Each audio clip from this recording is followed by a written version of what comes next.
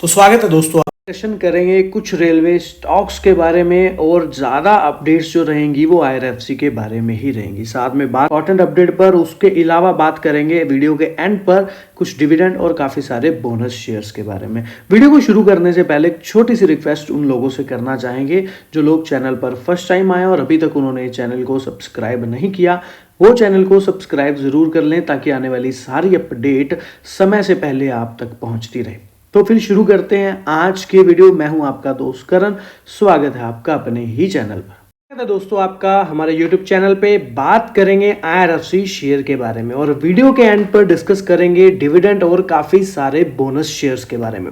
Video को शुरू करने से पहले एक छोटी सी रिक्वेस्ट उन लोगों से करना चाहेंगे, चैनल पर आए हैं फर्स्ट टाइम तो चैनल को सब्सक्राइब जरूर कर लेना है, बेल आइकन को भी प्रेस कर लें ताकि आने वाले सारे नोटिफिकेशन आपको मिलते रहे। वीडियो को शुरू करने से पहले एक छोटी सी रिक्वेस्ट उन लोगों से करना चाहेंगे, चैनल पर फर्स्ट टाइम आए हैं तो चैनल को सब्सक्राइब जरूर कर लीजिए। फिर शुरू करते हैं आज की वीडियो। मैं हूं आपका दोस्त करण, स्वागत है आपका अपने ही चैनल। देखिए, हर स्टॉक में कुछ वीकनेस, अपॉर्चुनिटी, स्ट्रेंथ और थ्रेट बनते रहते हैं और ये हर महीने टाइम टू टाइम अपडेट भी होते रहते हैं। तो फिलहाल अगर आईआरएफसी का पूरा स्ट्रक्चर कुछ पॉइंट्स में समझने के लिए कोशिश करें तो हमें कुछ पॉइंट्स में काफ़ी अच्छी चीज़ें क्लियर होंगी। तो सबसे पहले अगर आईआरएफसी में रेड जोन यानी कि थ्रेट की बात कर लें तो कंपनी का मार्केट कैप हाई है लेकिन पब्लिक शेयर होल्डिंग लोअर है। म्यूचुअल फंड डिक्रीज करते शेयर होल्डिंग लास्ट क्वार्टर में नजर आए हैं। तो ये दो थ्रेट हमारे लिए फिलहाल बनते नजर आ रहे हैं, लेकिन वहीं पर अब कुछ अपॉर्चुनिटीज भी हैं और कुछ वीकनेस भी हैं। चलिए पहले वीकनेस पर ही बात कर लेते हैं। पी क्या है? हायर है देन इंडस्ट्री पी रेशो के, मतलब कि स्टॉक महंगा है according to P ratio. Flag है किस चीज का? अर्निंग्स के कंपेयर करें तो हाई इंटरेस्ट पेमेंट्स यहाँ पर देनदारी के लिए बैठी, लेकिन कंपनी का काम ही कुछ ऐसा है तो उसके अकॉर्डिंग यहाँ पर इस पॉइंट को हम वीकनेस के जरिए भी नहीं समझ सकते। तो पीजी क्या है? ग्रेटर है देन इंडस्ट्री पी के। ये जो डाटा है यहाँ पर ट्रेंड लाइन के अकॉर्डिंग देखने के लिए मिल रहा है। स्टॉक क्या है? एक्सपेंसिव, महंगा है वैल्यूएशन के according. Trend line valuation score को समझे तो शेयर होल्डर्स के फंड को यूज करके आरओई डिक्लाइन होती लास्ट 2 ईयर से स्टॉक में नजर आ रही। डिक्लाइन हुआ है revenue every quarter for last 2 quarters, provision and recent results और सेल जोन में stock based on date traded current P and PBB में देखने के लिए मिल रहा है। तो ये तो स्टॉक में फिलहाल हमें कुछ पी वीकनेस देखने के लिए मिले। अब इनमें से कुछ पॉइंट काफी इंपॉर्टेंट है और कुछ पॉइंट नॉर्मल ही है जैसे हम समझ। लेकिन अपॉर्चुनिटी क्या है? अगर म्यूचुअल फंड ने लास्ट मंथ में डिक्रीज किया है डाटा को तो कहीं ना कहीं एफआईआर एफपीआई यानी कि इंस्टीट्यूट इन्वेस्टर्स भी शेयर होल्डिंग को आईआरएफसी में इंक्रीज करते कंटिन्यूसली नजर आ रहे हैं। वहीं पर अब कुछ स्ट्रेंथ भी बनी हुई है। सो स्ट्रॉन्ग मोमेंटम यानी कि प्राइस जो है अब short, medium and long term moving average से ऊपर कारोबार कर रहा है। 5 ईयर में काफी अच्छे रिटर्न रहे हैं, रिलेटिव आउट परफॉर्म रहा है। अगर 1 मंथ के इंडस्ट्रीज के अकॉर्डिंग देखें तो स्टॉक ने काफी अच्छा गेन किया है प्रीवियस क्लोज ओपन के according and price and RSI भी यहां पर गेन करती नजर आई है। डिविडेंड यील्ड भी स्टॉक का नो डाउट काफी अच्छा है। डिविडेंड यील्ड के अकॉर्डिंग बात करें, एक अच्छा मोमेंटम स्कोर बना हुआ है और out perform versus industries 1 month में देखने के लिए मिला है। एक पॉइंट ये भी है कि कंपनी ने आरओए अपना लास्ट 2 ईयर से इंप्रूव किया है। नेट प्रॉफिट और इंक्रीज प्रॉफिट मार्जिन हुआ है क्वार्टर ऑन क्वार्टर, इंक्रीज हुआ है एवरी क्वार्टर प्रॉफिट जो कि पास्ट 3 क्वार्टर से देखने के लिए मिला है। एक अच्छा generating ability for core business से देखने के लिए मिल रही है। नेट प्रॉफिट इंप्रूव हुआ लास्ट 2 ईयर से, बुक वैल्यू शेयर तक इंप्रूव हुआ है लास्ट 2 ईयर से और एक अच्छा flow, cash flow last 2 year से इंप्रूव होता नजर आ रहा है। स्टॉक 0 प्रमोटर प्लेज है और आरएसआई भी इंडिकेट प्राइस स्ट्रेंथ करती नजर आ रही है और टॉप गेनर्स में स्टॉक फिलहाल आता नजर आ रहा है। कुछ स्ट्रेंथ स्टॉक में फिलहाल जो अपडेट हुई वो देखने के लिए मिली। तो सैटरडे संडे रहता है तो कुछ नया कोशिश रहती है डिस्कस करने की और फिर वीडियो तो आपको पता है आईआरएफसी पर बनाना ही होता है लगभग, तो कुछ ना कुछ अपडेट तो चाहिए क्योंकि रेगुलर टच इसी तरह से स्टॉक से बना रहता है और अपडेट्स भी रेगुलर मिलती ही रहती हैं। तो सरकारी कंपनी में भरोसेमंद ग्रोथ यानी कि आईआरएफसी के शेयरों में भी 141 से 43 के रुपए के दायरे में खरीदने की सलाह दी गई है। टारगेट प्राइस 162 रखा गया है, स्टॉप लॉस 134 की बात कही गई है और आईआरएफसी में भी 13% तक का अपसाइड देखने को मिल सकता है, ऐसा एनालिसिस का कहना है। जो एनालिसिस ने यहाँ पर टारगेट दिए ऐसा होगा यानी ये तो मार्केट ही तय करेगा, पर ऐसा इनका व्यू था जो हमने आपके साथ शेयर किया। आईआरएफसी पर एनालिसिस द्वारा काफी कुछ कहा जा रहा है। पहले उनका कहना है कि होल्ड कर सकते हैं, कम से कम 60% प्रॉफिट बुक कर सकते हैं। बाजार में पहले से ही निचले स्तर पर समेकन देखा जा रहा है, होल्ड करें लेकिन कुछ मुनाफा वसूली के साथ। 9 महीने की बात करें तो 160 से 175 रुपए का स्तर देखने को मिल सकता है। ऐसा यहाँ पर एनडीटी प्रॉफिट की बात करें तो यहाँ पर एक अपडेट निकल करके आ रही है, जहाँ पर महेश ओझा जी और काफ़ी सारे एनालिसिस हैं जो यहाँ पर अपना जो है हर स्टॉक पर, काफ़ी सारे स्टॉक्स पर अपना रिव्यू दे रहे हैं। अब ऐसा होगा या नहीं ये तो खैर मार्केट ही तय करेगा। इसके बाद समझे तो स्टॉक ने फिर दौड़ना शुरू किया, अब सीधे 225 रुपए तक जाएगा भाव। तो ऐसा क्या है जो स्टॉक को 225 तक ले जा सकता है, समझे तो इटी नाउ स्वदेश के जो खास शो में अमित भुगतानी से जो बात की गई है उनका यहाँ पर व्यू आता नजर आया है। तो चलिए समझते हैं क्या है। तो एक्सपर्ट की जो राय है वो बात करते हुए मार्केट एक्सपर्ट ने कहा है कि रेलवे सेक्टर में हाल फिलहाल में मिले सरकारी ऑर्डर, जो रिवेन्यू खर्च की बढ़ोतरी की उम्मीद की वजह से भी रेलवे कंपनी के शेयरों में तेजी देखी जा सकती है। लंबे समय तक करेक्शन और फिर कंसोलिडेशन के बाद रेलवे शेयरों में अच्छी खरीदारी देखने को मिली। 18 हाउस अपडेट से बात करते हुए मार्केट एक्सपर्ट ने कहा कि रेलवे सेक्टर में हाल ही में मिले सरकारी ऑर्डर, पूंजीगत खर्च में बढ़ोतरी की उम्मीद की वजह से रेलवे कंपनियों के शेयरों में तेजी देखी जा रही है। लंबे समय तक करेक्शन और फिर कंसोलिडेशन के बाद रेलवे शेयरों में अच्छी खरीदारी देखने को मिली।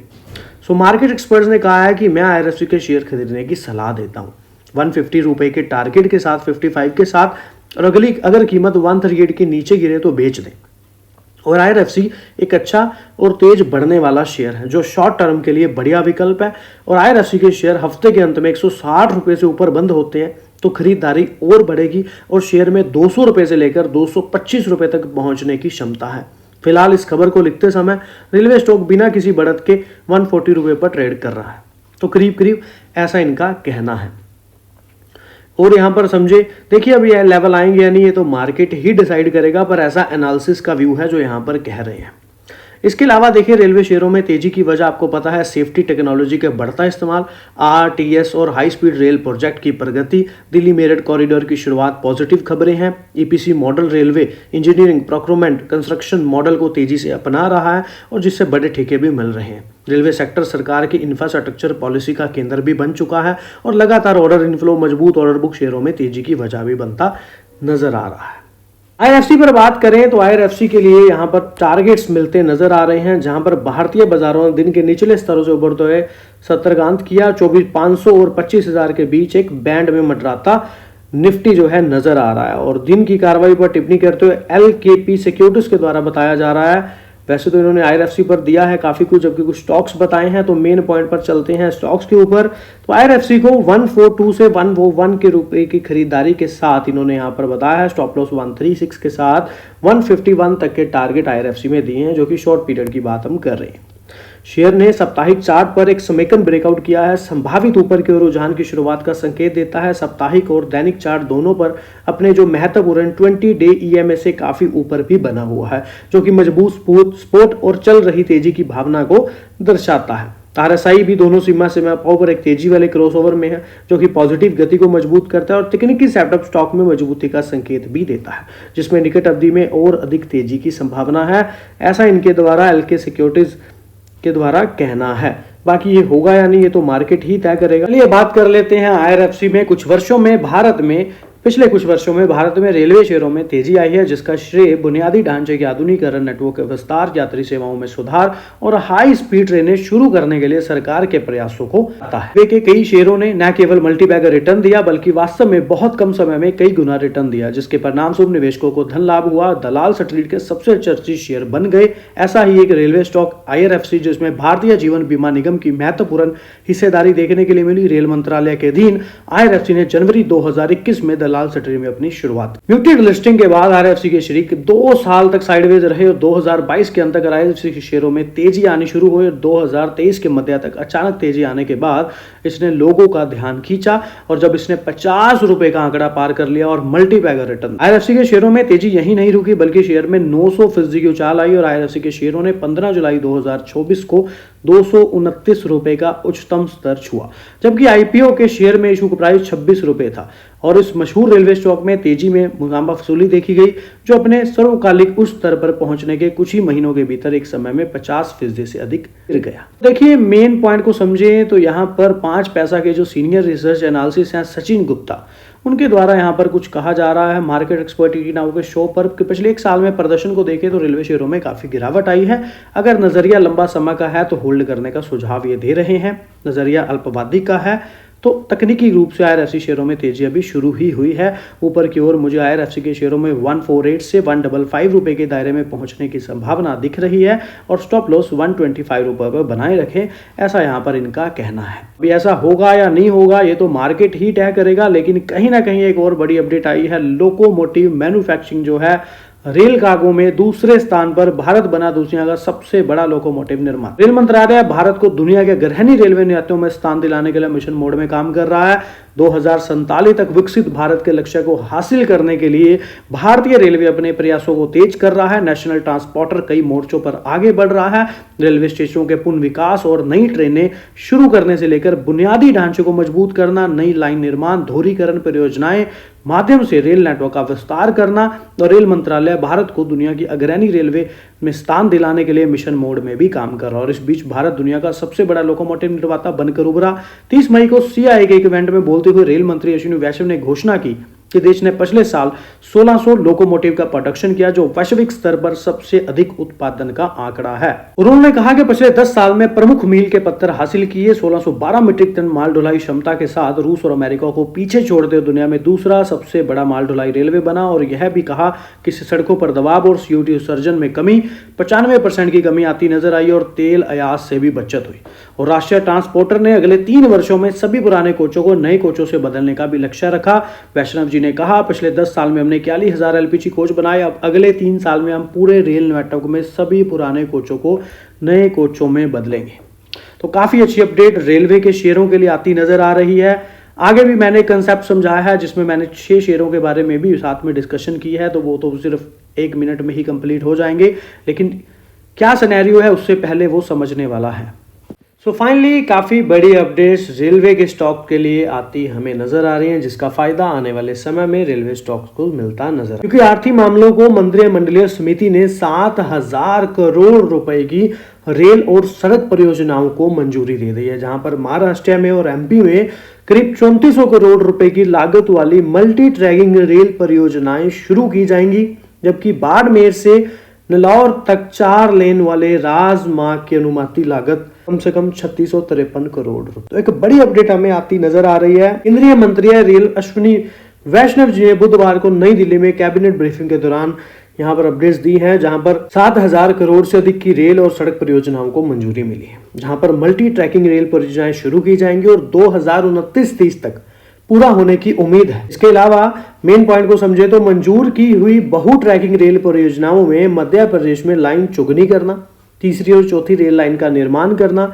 जहां पर इसके साथ साथ RVNL स्टॉक को भी बेनिफिट मिलता नजर आ सकता है। क्योंकि देखिए जैसे जैसे गवर्नमेंट है ना बजट मेन अपना बढ़ाती रहेगी, पैसा रेलवे के लिए लगाती रहेगी, वैसे वैसे रेलवे से रिलेटेड कंपनियां कहीं ना कहीं कुछ ना कुछ ऑर्डर तो एक उम्मीद के साथ ही हम कह सकते हैं कि किसी कंपनी का कोई बिजनेस है तो उसको ऑर्डर मिलने के चांसेस रहेंगे। और RVNL की एक खासियत है कि वो हमेशा कम बोली में ऑर्डर को खरीदती है। और फिर बाकी अगर रेलवे के स्टॉक्स जैसे RVNL या आईकॉन अगर काम कर रहे हैं तो IRFC का बेनिफिट क्या है, IRFC को बेनिफिट क्या है, IRFC यहाँ पर लीज पर लोन दे रही है, उसका सबसे बड़ा मोटिव यही है। देखिए दोनों परियोजनाओं में 4 जिलों को कवर करेंगे और रेल नेटवर्क में 176 किलोमीटर की दूरी जोड़ी जाएगी और इस परियोजना से 784 गांवों तक कनेक्टिविटी बढ़ेगी, जिसकी आबादी करीब 20 लाख के करीब है।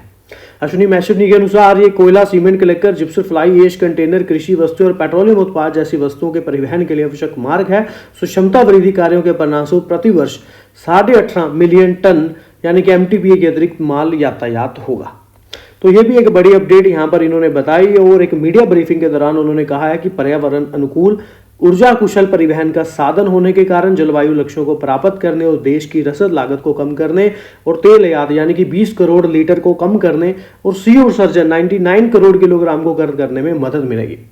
तो इसी तरह से अलग अलग जगहों पर अलग अलग अमाउंट्स यहाँ पर बड़ी परियोजनाएं हमें रेलवे में देखने के लिए मिल रही है, जिसका इम्पैक्ट हमें स्टॉक्स पर भी देखने के लिए मिल सकता है। इस सही समय पर एक अपडेट हमें देखने के लिए मिली है, जबकि स्टॉक अपने चरम सीमा पर यानी कि अपने जो हैं रेजिस्टेंस के करीब इंपॉर्टेंट खड़े हैं इस समय। अगर वो होल्ड करके उसको ब्रेकआउट्स करते हैं रेलवे के काफ़ी सारे शेयर्स जो हैं, तो आगे हमें अच्छा सिनेरियो भी देखने के लिए मिल सकता है। अदरवाइज अगर वहां से डिक्लाइन होता है तो नीचे की तरफ सेलिंग का प्रेशर भी बन सकता है। दोनों ही चीजें साथ में हैं, लेकिन ये अपडेट रेलवे के लिए काफी अच्छा काम करती नजर आ सकती है, जिसका इंपैक्ट हो सकता है मंडे ट्यूसडे को ही बाजार में देखने के लिए मिले। एलआईसी ने चुपचाप 3 नए स्टॉक जोड़ दिए, उसे क्या पता है जो हमें नहीं। तो एलआईसी शायद ही कभी बाजार को चौंकाती है। भारत के सबसे बड़े और सबसे रूढ़िवादी संस्थागत निवेशकों में से एक रूप में यह पश्चिम नामों के साथ रहना पसंद करता है और सिर्फ बुनियादी बातों और पूर्वानुमानित नकदी प्रवाह के साथ परिपक्व व्यवसाय है। मार्च के शेयर होल्डिंग डेटा में एलआईसी ने चुपचाप अपने पोर्टफोलियो में 3 नई कंपनियां जोड़ी हैं। सभी पहली बार शामिल की गई हैं और कोई भी आकर्षक या नई सूचीबद्ध नहीं है,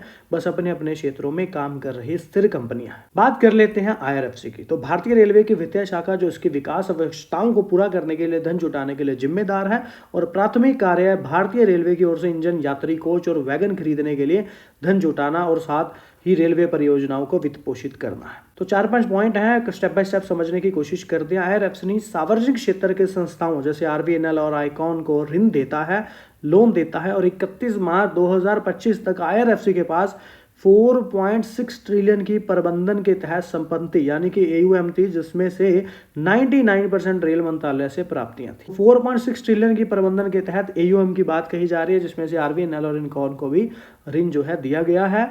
वहीं पर इतनी अधिक संधारणा जोखिम भी पैदा करती है और प्रत्येक वित्तीय वर्ष में रेल मंत्रालय आईआरएफसी को अपनी वित्तीय आवश्यकताओं के बारे में सूचित भी करता है, जिसे आईआरएफसी बाजार उधार के माध्यम से पूरा करता है। और इस प्रकार इस पोर्टफोलियो संकेंद्रण का अर्थ है कि आईआरएफसी का विकास पूरी तरह से इन बजटीय संस्थानों पर निर्भर है और यह जोखिम आईआरएफसी के स्थिर एयूएम में स्पष्ट है, यानी कि 2023 और 24 में 4.6 ट्रिलियन। क्योंकि देखिए सरकार ने कोई भी जो है नया अतिरिक्त वित्तीय संसाधन आवंटित नहीं किया, सो इसके अनुरूप आईआरएफसी की जो कुल उधारी भी 4.1 ट्रिलियन यानी कि 31 मार्च 2025 तक 4.1 ट्रिलियन पर स्थिर रही है उधारी।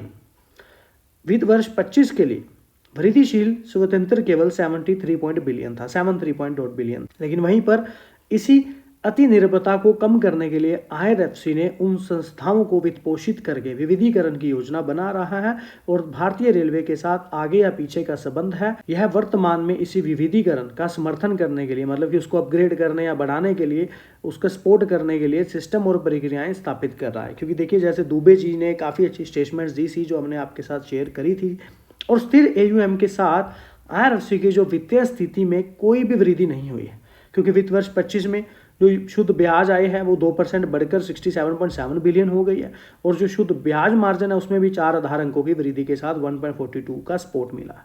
यह समझना भी महत्वपूर्ण है कि आईआरएफसी अपनी रिटर्न कैसे कमाता है। और वहीं पर ये लागत है प्लस मॉडल का पालन करता है, मतलब कि जो अपनी उधारी लागत है, हो सकता है कुछ समझ ना आ रहा हो या फिर कुछ मतलब बोरिंग टाइप हो, लेकिन ये देखिए पॉइंट तो जो है वो तो बदलने नहीं वाले, लेकिन कुछ तो समझ आ रहा होगा इन पॉइंट्स में। आप देखिए जब लागत पल्स मॉडल का पालन करता है और अपनी उधारी लागत पर मार्क अप अर्जित भी करता है, मतलब कि रेल मंत्रालय के साथ एमओआर के साथ समझौते के तहत, जो रेल मंत्रालय के साथ एमओआर यानी कि समझौते के तहत रेलवे आईआरएफसी को अर्धवार्षिक किस्तों में चुकाता है, जिसमें फंड की लागत और सहमत मार्जिन शामिल होता है। और अगर बात करें पिछले वर्ष की तुलना में शुद्ध प्रॉफिट की, तो 1.4% बढ़कर 65 बिलियन हो गया, यानी कि 0.1% ही सुनिश्चित करते हैं और इसका लाभ मोटे तौर पर इसकी शुद्ध आय ब्याज के अनुरूप बना रहे। इसके अलावा समझे तो देखिए कंपनी की जो कुल संपत्ति पर रिटर्न है 25 में और 24 दोनों के लिए 1.3 अपरिवर्तित रहा है। तो रेल मंत्रालय ने वित्त वर्ष 26 के लिए कोई लक्ष्य निर्धारित नहीं किया, और जिसका अर्थ है कि वित्त वर्ष 26 में वृद्धि स्थिर रहने की संभावना है। तिमाही में एलआईसी की बात कर लें तो आईआरएफसी में 1.5% हिस्सेदारी खरीदी है एलआईसी ने, क्योंकि देखिए मूल्यांकन के दृष्टिकोण से समझें तो आईआरएफसी फिलहाल 3.5 के प्राइस टू बुक वैल्यू पर मल्टी पर कारोबार कर रहा है, जो 4 साल के औसत पर 1x से अधिक है। तो यहाँ पर काफ़ी सारी चीज़ें हमने यहाँ पर समझी कि रेल मंत्रालय के साथ जो समझौता हुआ है उसमें अर्धवार्षिक किस्तों में चुकाता है और जिसमें फंड की लागत और सहमत मार्जिन भी शामिल होता है। इसके अलावा देखिए 26 में कोई वृद्धि स्थिर रहने की संभावना बनती नजर आ रही, क्योंकि कोई भी लक्ष्य अभी निर्धारित नहीं होता नजर आ रहा। बाकी दुबे जी ने जो स्टेटमेंट्स दी थी वो आप अलग से समझ सकते हैं, क्योंकि उनकी स्टेटमेंट्स भी काफ़ी अच्छी दी गई हैं, आगे भी मैंने शायद डिस्कस करी हुई हैं।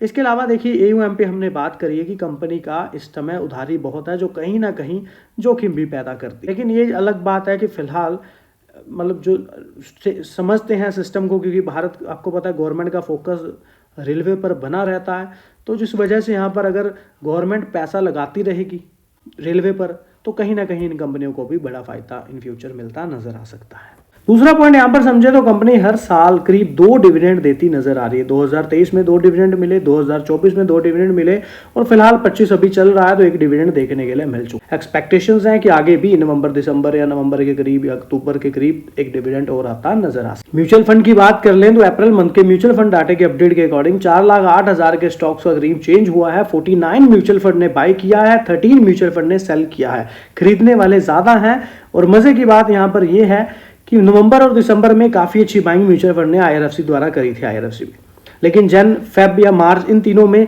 बिकवाली ज्यादा देखने के लिए मिली, कोई बड़ी बाइंग नहीं है। इस बार जरूर फिर अप्रैल मंथ में कुछ बाइंग हमें आती नजर आई है, जितनी की बाइंग करीब फेब में भी आती नजर आई। यहाँ पर अश्विनी वैष्णव जी ने अगले 2 से 3 वर्षों में 100 अमृत भारत, 50 नमो भारत और 200 वंदे भारत तक की यहाँ पर निर्माण के लिए ट्रेनों की बात यहाँ पर कही। इसके अलावा समझे तो यहाँ पर 2025-26 के बजट में जो भारतीय रेलवे के उन्नयन पर सरकार का ध्यान जारी है, 2.52 लाख करोड़ रुपए का आवंटन किया गया और वैष्णव जी ने 4.6 लाख करोड़ रुपए की नई परियोजना पर भी प्रकाश डाला।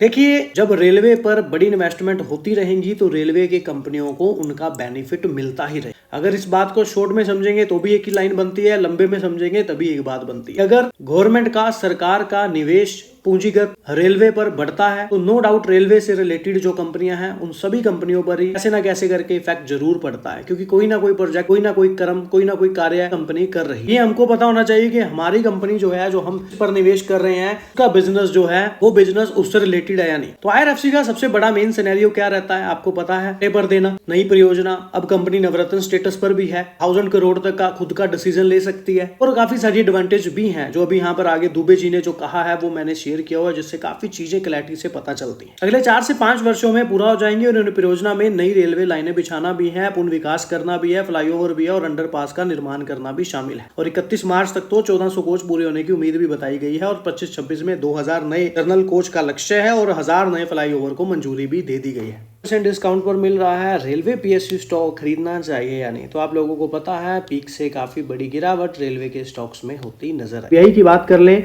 तो एसबीआई का भी डिविडेंड 30 मई की रिकॉर्ड डेट के साथ मिलता यहाँ पर नजर आएगा। टाटा पावर कंपनी के कल शानदार रिजल्ट्स के बाद कंपनी ने यहाँ पर जो डिविडेंड है वो यहाँ पर रिकॉर्ड डेट 20 जून रखी है, लेकिन यहाँ पर 4 जुलाई को जो 2025 को होने वाली कंपनी की 106वीं वार्षिक आम बैठक है, जो कि एजीएम शेयर धारकों की मंजूरी के साथ चलती नजर आएगी, अधीन है। तो उसके बाद यहाँ पर पात्रता के लिए वैसे 20 जून रिकॉर्ड दी गई है, लेकिन एजीएम की जो मीटिंग है टाटा पावर में वो 4 जुलाई को देखने के लिए मिलने वाली है।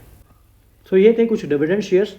तो एक महीने में 60% की तेजी, अब कंपनी ने दिया 1 पर 1 बोनस शेयर का तोहफा। तो भारतीय कंपनी है जो एनर्जी और बिजली के कामों में जुड़े बिजनेस को करती है। कंपनी विभिन्न प्रकार के तारों और केबलों को बनाती है और कंपनी 1986 में जयपुर राजस्थान में स्थापित हुई थी और अब यह भारत और विदेशों में अपनी उत्पादों की सप्लाई भी करती है। डायनामिक केबल्स ने किया बोनस शेयर का ऐलान। शेयर धारकों को मिलेगा 1.1 बोनस, यानी कि डायनामिक केबल्स लिमिटेड जो एक सरकारी मान्यता प्राप्त 2 स्टार एक्सपोर्ट हाउस है, अपने शेयर धारकों को बड़ा तोहफा देते हुए 1 बोनस देने का शेयर ऐलान किया। कंपनी के बोर्ड ऑफ डायरेक्टर की बैठक में यह फैसला लिया गया।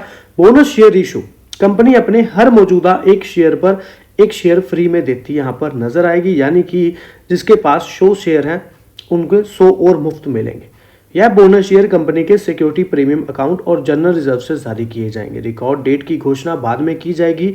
बोनस शेयर क्रेडिट कंपनी का लक्ष्य है कि 29 जुलाई 2025 तक बोनस शेयर धारकों के डीमेट अकाउंट में भेज दिए जाएंगे। शेयर कैपिटल में भी इजाफा होगा और इस फैसले के तहत कंपनी ने अपनी अधिकतर पूंजी को भी 25 करोड़ रुपए से बढ़ाकर 50 करोड़ रुपए कर दिया, जिससे भविष्य में भी शेयर धारकों के हित को ध्यान में रखते हुए पूंजी जुटाई जा सके। मौजूदा और नए शेयरों का ब्यौरा। बोनस से पहले शेयर पूंजी 24.22 करोड़, बोनस के बाद शेयर पूंजी 48.45 करोड़, यानी कि 4.84 करोड़ शेयर और पहले 2.42 करोड़ शेयर हो जाएंगे।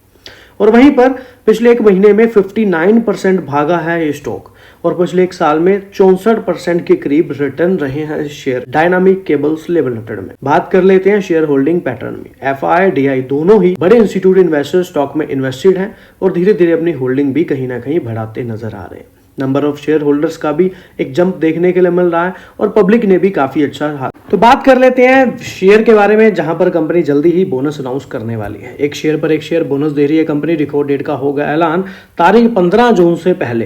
तो शेयर बाजार में बीते एक साल में विमता लैब्स लिमिटेड यानी कि विमता लैब्स लिमिटेड ने निवेशकों को मोटा रिटर्न दिया है। शेयरों की कीमतों में लगभग 100% की तेजी आई है। कंपनी अपने निवेशकों को एक शेयर पर एक शेयर बोनस देने का फैसला किया है, जिसके लिए कल यानी शुक्रवार को रिकॉर्ड डेट भी घोषित कर दी गई है। विमता लैब्स लिमिटेड ने शेयर बाजारों को जो जानकारी दी है, ₹2 के जो फेस वैल्यू एक शेयर पर एक शेयर बोनस दिया जाएगा और बोनस इशू के लिए कंपनी ने 13 जून की रिकॉर्ड डेट तय की है।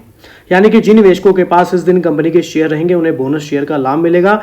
विमता लैब्स पहली बार एक्स बोनस ट्रेड करने जा रही है। कंपनी नियमित अंतराल निवेशकों को डिविडेंड भी देती आ रही है। आखिरी बार मई में निवेशकों को डिविडेंड दिया, तब कंपनी ने एक शेयर पर ₹2 का डिविडेंड दिया। 2021 से लगातार कंपनी एक शेयर पर ₹2 का डिविडेंड देती आ रही है। और तो और बीएसए में विमता लैब्स लिमिटेड के 1% से अधिक की गिरावट के बाद बीएसए पर 942 रुपए के बंद होते नजर आए। इस कंपनी ने निवेशकों को 95% का रिटर्न दिया है। बीते एक साल में 52 वीक का हाई 1183 और 52 वीक का लो 467। कंपनी का मार्केट कैप 2096.21 करोड़ रुपए है। लगातार कंपनी जो है डिविडेंड देती नजर आ रही है, ₹2 वाला। और इसके अलावा कंपनी पहली बार बोनस भी देने जा रही है, जो कि 1:1 का ही 1.1 का बोनस यहाँ पर अनाउंस किया गया है। और तो और समझे तो कंपनी में पब्लिक का स्टेक बहुत बढ़िया बना हुआ है और कंटिन्यूसली शेयर होल्डिंग पैटर्न में भी जंप आता नजर कहीं ना कहीं एफआई ने भी स्टॉक में काफी अच्छी खरीदारी कर रखी है। और पिछले साल जून में काफी अच्छी एफआई की बाइंग थी, लेकिन फिर देखें तो डीआई ने भी काफी अच्छा स्टेक यहाँ पर सितंबर के बाद बनाया है।